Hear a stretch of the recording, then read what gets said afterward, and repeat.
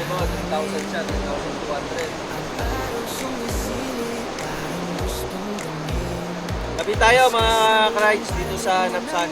Tabi dito sa napakagandang view dito sa Napsan. Medyo basa ng konti dahil umulan kanina. Pero ngayon, clear na. Wala nang ulan. So, kaya So, by the way, meron tayong coffee dito. Nirip ako na to, pero ang coffee natin is actually coffee from Aroma Bean Coffee or Coffee Bean. Na ito ay Robusta. At literally, sobrang ganda kapag halimbawa nainom mo to, nakaka-relax. Literally, natural brewed coffee. Kung mapuputos mo nito kapag natikman mo ito. So, ganito yung paggagawa natin. So, ganito yung gagawin natin. Una, ay maglalagay tayo ng, depende sa proportion ng gusto mo. 1, 2, 3.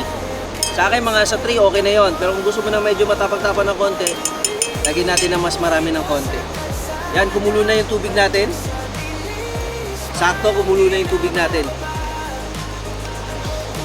Ngayon, kumulo na to. Ang gagawin natin ay ilalagay na natin yung ating tubig dito sa ating mug.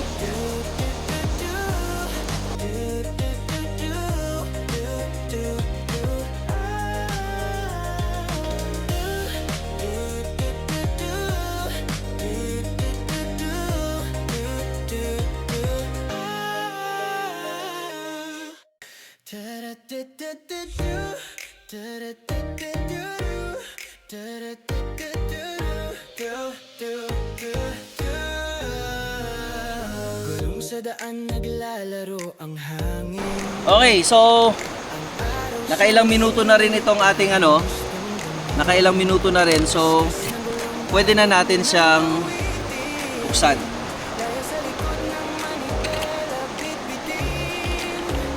At pag nabuksan mo na yan siya, of course, eto na yung finished product ng ating kape.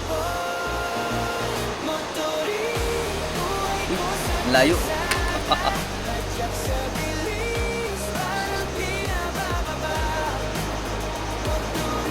Okay.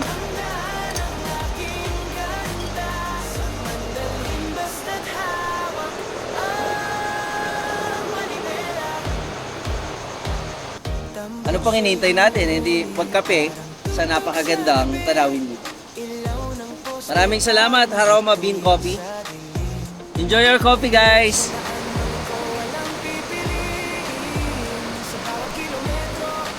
Sarap! Yung tapang ng kape, saktong-sakto lang, guys. Napakasakto ng tapang ng kape na to. Talagang talagang mapapasabi ka na napakasarap ng kape na to.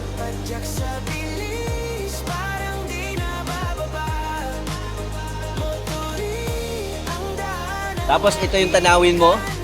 Napaka-relaxing, napaka-calm ng sounds ng ating waves, ng ating ocean dito sa beach na to. Sobrang